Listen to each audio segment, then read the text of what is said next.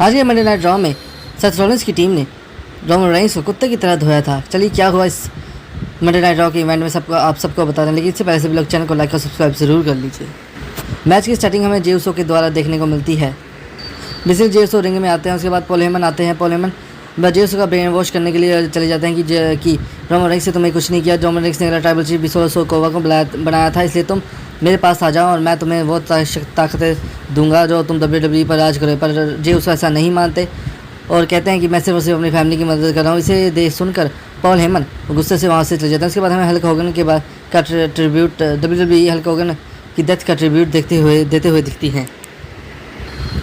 इस बाद हमें एजे स्टाइल, काई और आस्का एक मिक्स टैग टीम मैच में थे और दूसरी तरफ हमें जजमेंट डे के tag team champions, women's tag team champion और डॉम डाउन थे। ये मैच हमें काफ़ी मिक्स मैच काफ़ी टाइम बाद देखने को मिला था और एक मैच सच में काफ़ी धमाकेदार था। मैच के एंड में की कहते हैं रॉक्सन प्राइस डॉम डाउन को बचाने की कोशिश कर रही थी एजे स्टाइल से, लेकिन एजे स्टाइल ने जिससे मर्जी करके रॉक्सन डॉम डाउन को पकड़ लिया और अपना ए स्टाइल क्लैश लगा दिया और उसके साथ ही मिक्स टैग टीम मैच एजे स्टाइल, कायरी, आस्का और जीत चुके हैं।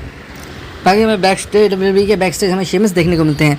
शेमस आके अपना इंटरव्यू दे रहे होते हैं, तभी हमें न्यू डे के साथ ग्रेसन वॉलर देखने को मिलते हैं।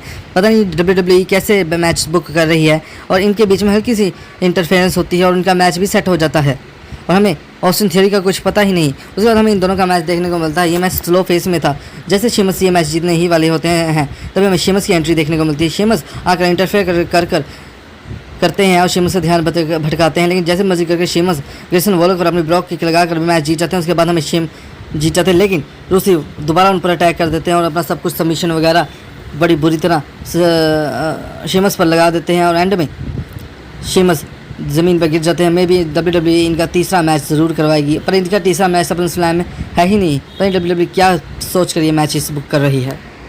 इसके बाद हमें बैकस्टेज नाओमी देखने को मिलती है। नाओमी अपना पहला टाइटल डिफेंस करेगी समर स्लैम में जब से वो चैंपियन बनी है और इसके बारे में नाओमी बता रही होती है कि मैं ईओ स्काई बच्ची है, मैं ईओ स्काई को हरा दूंगी और मैं रिया रिप्ली को तो चैंपियन बनने ही नहीं दूंगी और इस बार मैं ही अपना टाइटल रिटेन करूँगी और मैं ही स्टिल वुमेंस चैंपियन होंगी। उसके बाद हमें न्यू डे का इंटरव्यू देखने को मिलता है। न्यू डे की शक्ल बहुत ही ज़्यादा अजीब हो चुकी है और हमें इनका मैच समर स्लैम में देखने को नहीं मिला, इसलिए वो समर स्लैम में इन दोनों बुराई कर रहे होते हैं समर स्लैम की।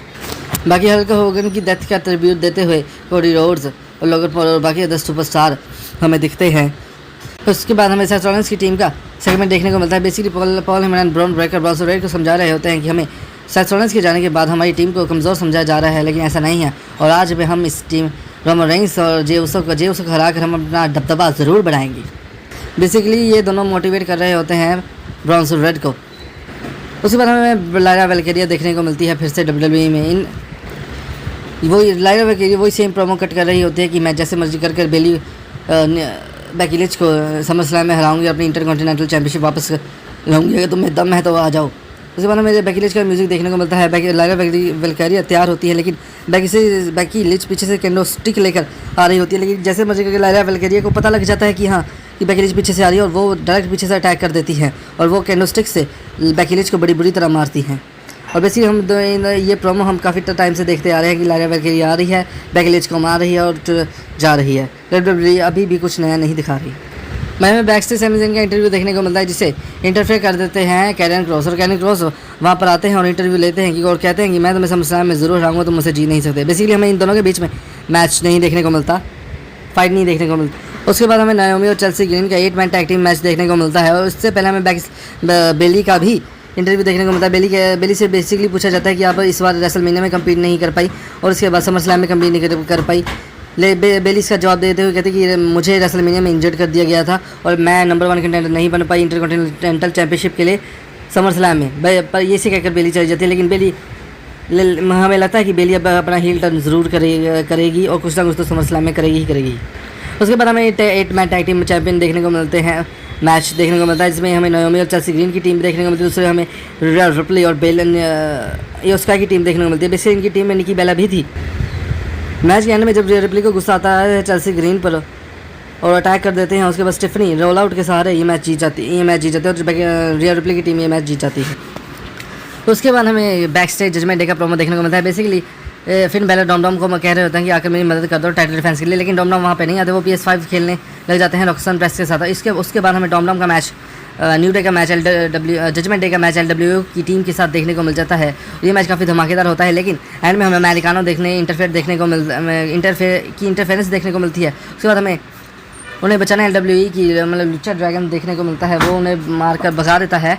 लेकिन उसके बाद हमें एक और मास्क मैन देखने को मिलता है, मतलब एक बंदे की मिस्ट्री सॉल्व नहीं है और दूसरे बंदे की मिस्ट्री शुरू हो जाती है, और इसी के कारण ये फिन बैलर की टीम अपना टाइटल डिफेंस कर लेती है और जीत जाती है। उसके बाद हमें बैक स्टेज फिर से रूसी देखने को मिलते हैं, और रूसी बेसिकली यही कह रहे होता है कि मैं शेमस को डिथ्रोन कर दूंगा और उससे अपना और मैं ये लास्ट मैच में ही जीतूंगा। तो उसके बाद हमें गुंथर देखने को मिलते हैं। गुंथर आकर कहते हैं कि मैं बेसिकली CM पंक को हरा दूंगा। उसके बाद हमें CM पंक देखने को मिलते हैं। बेसिकली हमें इन दोनों के बीच में प्रोमो वॉर भी ही देखने को मिलती है, कोई फाइट देखने को ही नहीं मिलती। बेसिकली 10 साल पहले हमें जॉन सीना, ब्रॉक लेसनर और रोमन रेंस के लिए फाइट ही देखने को मिलती थी। इनके बीच में प्रोमो वॉर तो हमें देखने को ही नहीं मिली। उसके बाद हमें शो का मेन इवेंट देखने को मिलता है। तो हमें शो के मेन इवेंट में जे उसो वर्सेस ब्रॉन्सन रेड का धमाकेदार मैच देखने को मिलता है, लेकिन ब्रॉन्सन रेड पिछले साल एक भी मैच नहीं जीत पाए, इसलिए ये मैच भी डिस्क्वालिफिकेशन में खत्म हो जाता है, क्योंकि ब्रॉन ब्रेकर आकर धमाकेदार स्पीयर लगा देते हैं जे उसो पर। उसके बाद Jey Uso, Bronson Reed and Bron Breakker Jey Uso को तबाह करने की कोशिश कर रहे होते हैं, तभी फैंस OTC की चैंट लगाने लगते हैं, तो हमें रोमन रेंस की एंट्री देखने को मिलती है। जी हाँ, हमें रोमन रेंस की एंट्री देखने को मिलती है। रोमन रेंस आते हैं और उसके बाद रोमन रेंस रिंग में आते हैं, सबको सुपरमैन पंच लगाते हैं और ब्रॉन्सन रेड्स को उठाने की कोशिश करते हैं, लेकिन ब्रॉन्सन रेड उसे उठाए नहीं जाते, लेकिन जैसे मर्जी करके इन दोनों को रिंग से बाहर कर देते हैं। उसके बाद रोमन रेंस जो से कहते हैं चलो हम दोनों को स्पेयर लगाते हैं, लेकिन जब ये दोनों ब्रॉन ब्रेकर और ब्रॉन्सन रेड को स्पेयर लगा देते हैं, ये उल्टा ये सेथ रॉलिंस की टीम काउंटर बैक कर देती है, और वो ब्रॉन ब्रेकर रोमन रेंस को स्पेयर लगा देते हैं और ब्रॉन्सन रेड जेउसो पर धक्का लगा देते हैं।